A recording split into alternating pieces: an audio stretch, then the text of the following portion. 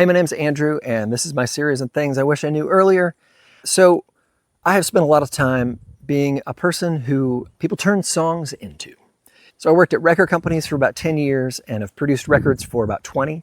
And in that time, I've had, I don't know, hundreds and hundreds, if not thousands, of songs turned into me, where people have stayed up late, put their heart and soul into a song, or not, sometimes not, and said, all right, here, I wrote the song and we're going to put this on the record, or what do you think of this song? Or I'm trying to figure out how to fix this song, or what should we do with the song?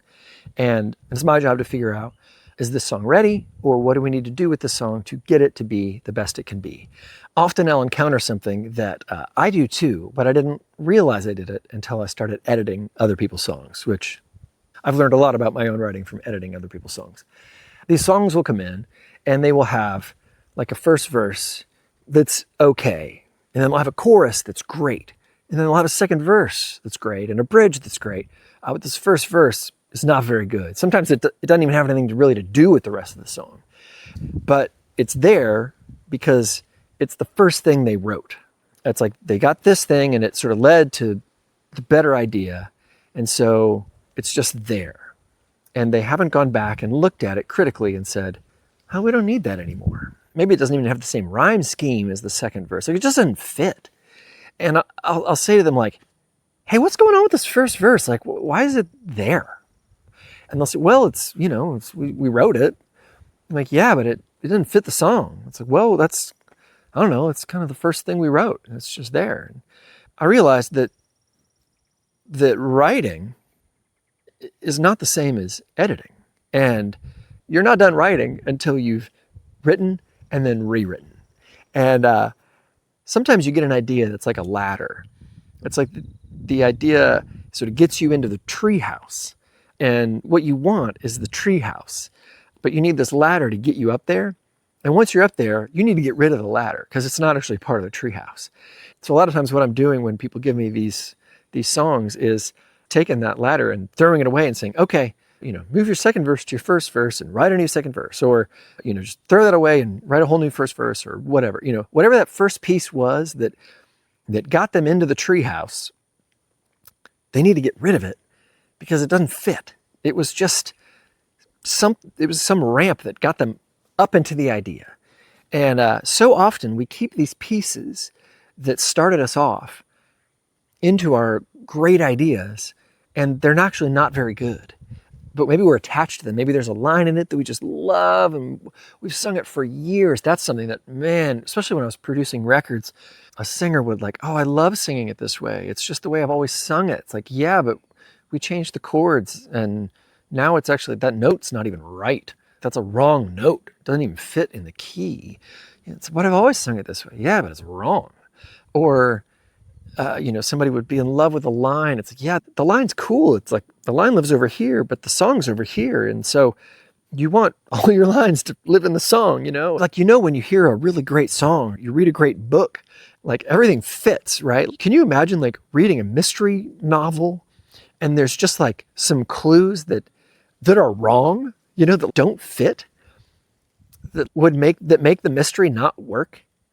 That's what it is when we don't edit our songs, or we don't edit our paintings, or like we edit our poems, or whatever the things are that we're creating. Like when we don't go through and tighten that stuff up and make sure that everything actually now speaks to the final product, we're leaving clues that throw everything off. Because we know, like the artist, the creator, like we now know where the song is going. We now know where this piece ends up. But the person who encounters it for the first time, they hear that first verse and they think, oh, we're going over here. And then the rest of the song is over here. And they spend the whole song confused. Like, wait, I thought this was a rap song, but now it's a country song. Like, what's happening? It's like, yeah, well, I guess we just didn't fix the song. It's broken. So we got to edit. We don't just have to write. We have to edit. So before you're going to share a song publicly, and by that, I don't mean share it with friends who are also creative. Like when you're getting advice, you're checking things with people who are going to help make your song better. But before you're going to share it like at a concert or put it on an album or put it on YouTube or any of that kind of stuff, go over it a few times, look through it, make sure, does this whole thing work? Does the last line speak to the first line? From the top to the bottom, does everything actually make sense? And Try to put yourself in the perspective of somebody who is encountering this piece for the first time. And will they understand it without somebody explaining it to them? Because most of the people that are going to experience the work that we do aren't going to have somebody there to explain it for us. So we want to make sure that what we create actually does the work of explaining it for us.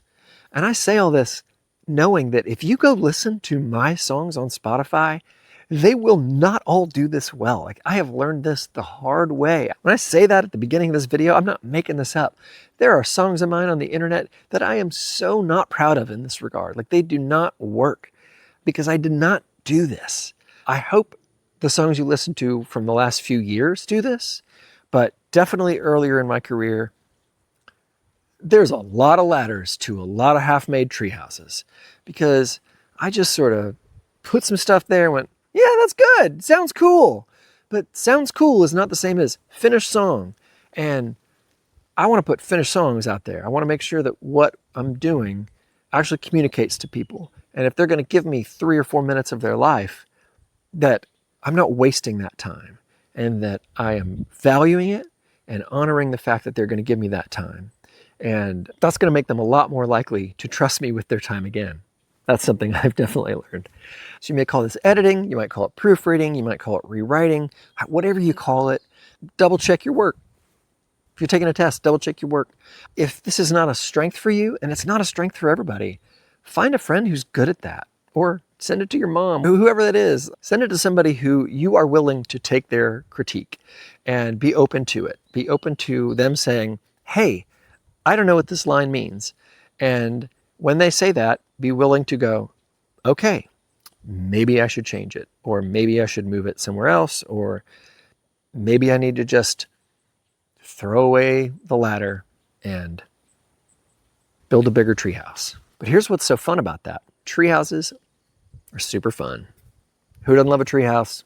I do. This is a weird metaphor. Maybe I should have double-checked, proofread this metaphor, but hey, here we are.